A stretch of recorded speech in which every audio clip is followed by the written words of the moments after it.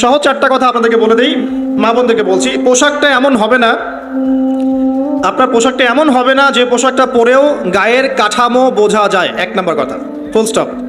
এমন বোরখাও চলবে না যে বোরখা পরলে গায়ের কাঠামো দেখা যায়।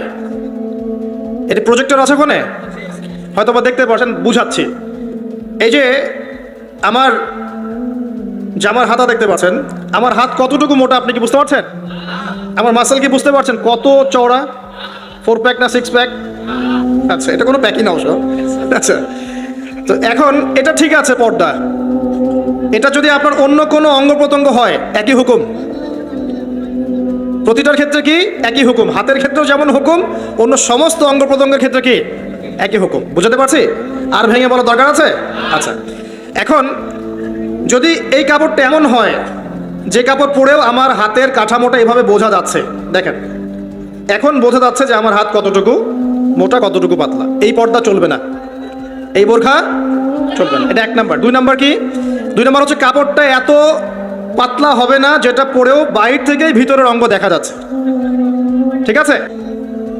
একটু দেখেন, আমার এই জামা দিয়ে কি ভিতর থেকে বাইরে থেকে দেখা যাচ্ছে যে আমার হাতের রং কেমন? এটা ঠিক আছে। যদি কাপড়টা এমন হতো যে বাহির থেকেই ভিতরের অঙ্গ দেখা যাচ্ছে, তাহলে এটা পর্দা হতো না। দুই নম্বর পয়েন্ট কি তাহলে? এই কাপড়টা এমন হবে না যে কাপড় পরেও বাহির থেকে ভিতরের অঙ্গ দেখা যায়। দুই, আমি চেষ্টা করছি সহজ করে বলার জন্যে। তিন নাম্বার হচ্ছে কাপড় এমন হবে না যে কাপড়টা পুরুষদের কাপড়ের সাথে সাদৃশ্য আছে। আপনি টি শার্ট, গেঞ্জি, স্কিন প্যান্ট বা পুরুষরা যে পোশাকগুলো পরে এগুলো পরতে পারবেন না। কথা কি বুঝতে পারছেন? এটা 3 নাম্বার। আর 4 নাম্বার হচ্ছে অমুসলিমদের সংস্কৃতির সাথে, তাদের ধর্মীয় কালচারের সাথে সাদৃশ্য আছে এমন কোনো পোশাক আপনার পরা যাবে না। এটা ছেলে মেয়ে উভয়ের জন্যই বোধ। কয়টা বললাম মূলনীতি ভাই? 4টা। মা বোনকে শেখাতে পারবেন তো ইনশাল্লাহ? কাপড় এমন হবে না যে কাপড় এত টাইট যেটা পরলে শরীরের কাঠামো বোঝা যায়, পর্দা হয় নাই, চলবে না। যদি বোরখাও হয় তবুও চলবে না। 2, এত পাতলা হবে না যে বাহির থেকে ভিতরের অঙ্গ দেখা যায়, চলবে না। 3 নাম্বার, পুরুষদের পোশাকের সাথে সাদৃশ্য আছে এমন পোশাক পরা যাবে না। যদিও বা শেষ জামানায় এই শ্রেণীর মেয়েদের সংখ্যা বাড়বে যারা পুরুষের পোশাক পরে রাস্তায় ঘুরবে। আর 4 নাম্বার হচ্ছে অমুসলিমদের ধর্মীয় কালচারের সাথে সাদৃশ্য আছে এমন কোনো পোশাক পরা যাবে না। 3 নাম্বারটার ক্ষেত্রে একটা কথা বলে দেই যে নবী সাল্লাল্লাহু আলাইহি ওয়াসাল্লাম বলেছেন শেষ জামানায় এক শ্রেণীর মেয়ে বের হবে। শেষ জামানা বলতে আসলে ওই জামানায়, নবীর জামানায় তারা ছিলেন না, তারা পরবর্তীতে কোনো জামানায় আসবেন, যেটা আমরা এখন দেখতে পাচ্ছি আর কি। তো এমন এক শ্রেণীর মেয়ের কথা বলা হয়েছে যে যারা কাপড় পরেও নগ্ন থাকবে। কি থাকবে? নগ্ন। আরবিতে বলা হচ্ছে নিসাউন, তারা এমন এক শ্রেণীর মহিলা হবে কাসিয়াতুন, কাপড় পরে থাকবে, আর ইয়াতুন, তারপরেও নগ্ন থাকবে। বোঝানোর প্রয়োজন আছে কি? কোনো প্রয়োজন নাই, অ্যাডাল্ট আপনারা সব বোঝেন। মুমিলাতুন মাইলাতুন, অর্থাৎ নিজেরাও অন্যকে আকৃষ্ট করবে, নিজেরাও অন্যকে আকৃষ্ট করবে এবং অন্যের প্রতি আকৃষ্ট হবে, দুটোই হবে। নিজেরাও আকৃষ্ট হবে, অন্যকেও কি করবে? আকৃষ্ট করবে। ওই যে সিডিউস, নিজেরাও সিডিউস হবে, অন্যকেও সিডিউস করবে। এই শব্দটা 1400 বছর আগে নবী সাল্লাল্লাহু আলাইহি ওয়াসাল্লাম হাদিসে বলে গিয়েছেন যে এমন এক শ্রেণীর মেয়ে বের হবে যাদেরকে আমি দেখি নাই, আমার যুগে তারা ছিল না, পরবর্তী কোনো যুগে আসবে। এদের ব্যাপারে নবী সাল্লাল্লাহু আলাইহি ওয়াসাল্লাম বলছেন যে তারা জান্নাতে যাবেও না, জান্নাতের গন্ধও কখনো পাবে না। জান্নাতের গন্ধ কি পাওয়া যায়? সুবহানাল্লাহ। আচ্ছা, একটু বলেই দিই মাঝখানে। রাসূলুল্লাহ সাল্লাল্লাহু আলাইহি ওয়াসাল্লাম মেরাজে হঠাৎ সুঘ্রাণ, নবী সাল্লাল্লাহু আলাইহি ওয়াসাল্লাম বলছেন কোত্থেকে আসছে এটা? জিবরাইল আলাইহিস সালাম উত্তর দিচ্ছেন এটা হচ্ছে ফেরাউনের মেয়ের চুল আঁচড়ে দিত একজন দাসী, যার হাত থেকে একদিন চিরুনি পড়ে গিয়েছিল। সে বলেছিল বিসমিল্লাহ বলে চিরুনি উঠিয়েছে, উঠে আবার আচরণ শুরু করেছে। এখন এর মেয়ে শুনে ফেলেছে বিসমিল্লাহ বলে উঠিয়েছে। সেই মেয়ে ফেরাউনকে বলল যে আপনাকে বাদ দিয়ে এই দাসী আরেকজনকে ইলাহ মানছে। তখন সেই দাসীকে গ্রেপ্তার করা হলো। তুমি কার উপাসনা করছো, কার ইবাদত করছো? সে দাসী বলছে আমি এক আল্লাহর ইবাদত করি। কে আল্লাহ?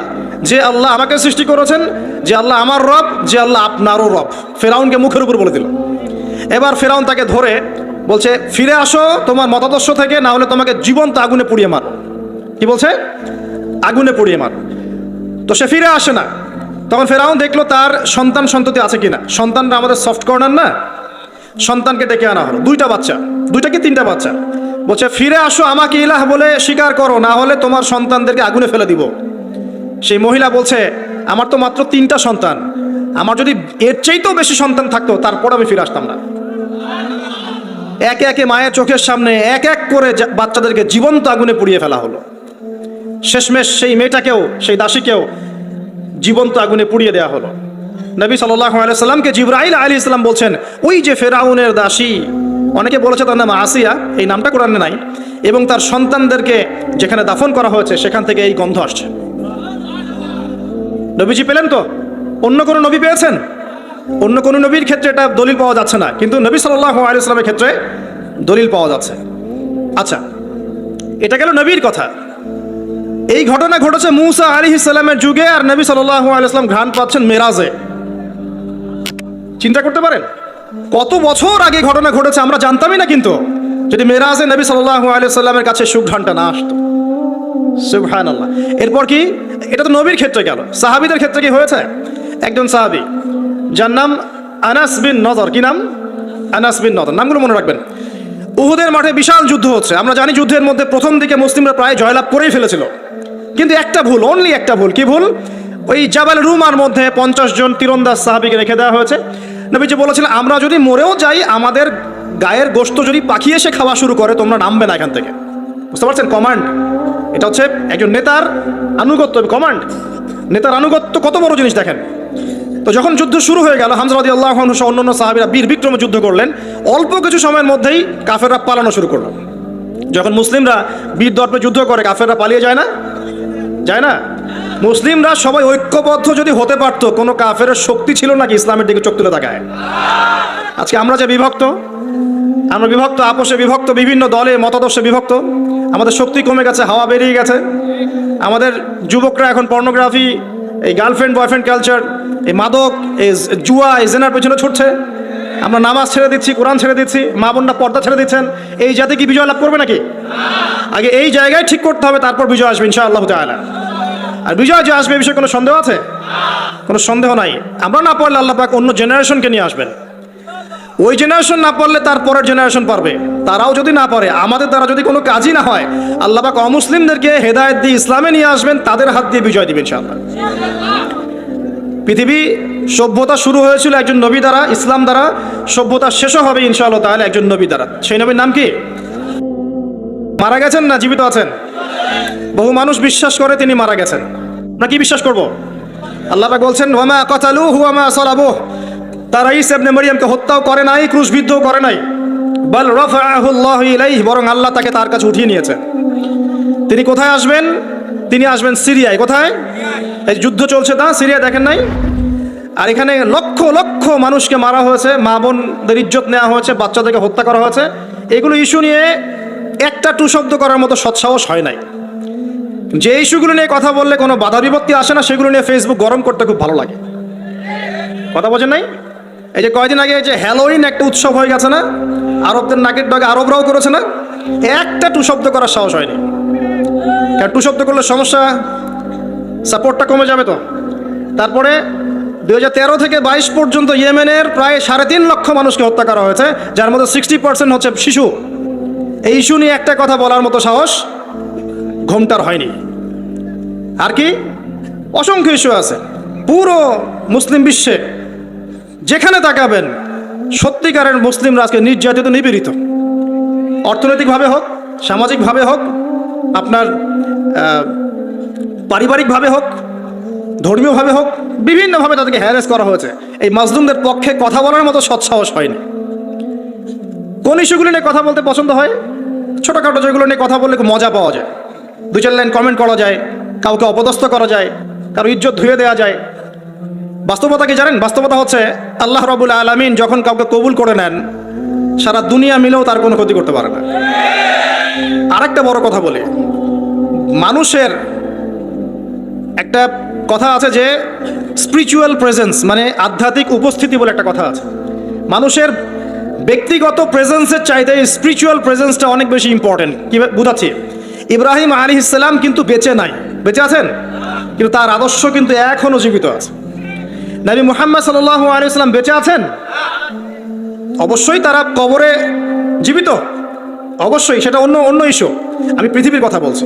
নবী সাল্লাল্লাহু আলাইহি ওয়াসাল্লাম কি আমাদের মধ্যে আছেন? না আমাদের মধ্যে কি বেঁচে আছেন? তার আদর্শ কিন্তু মরে যায় নাই। এমনকি আমরা যারা এখন অনেক বড় বড় নেতার আদর্শে আমাদের জীবন করি না, তারা কিন্তু কেউ বেঁচে নাই, বেঁচে আছে।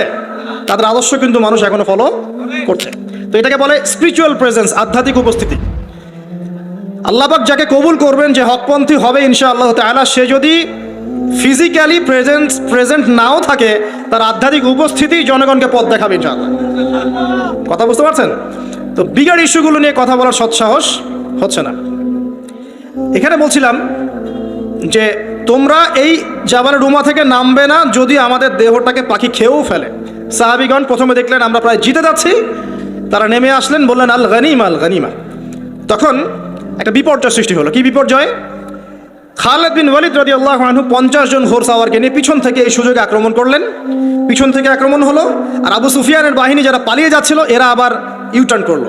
এই দুই চাপে পিষ্ট হয়ে উহুদের মাঠে সাহাবায়ে কেরাম রাদিয়াল্লাহু আনহুদের মধ্যে প্রায় 70 জন বড় বড় সাহাবী শহীদ হয়ে গেলেন।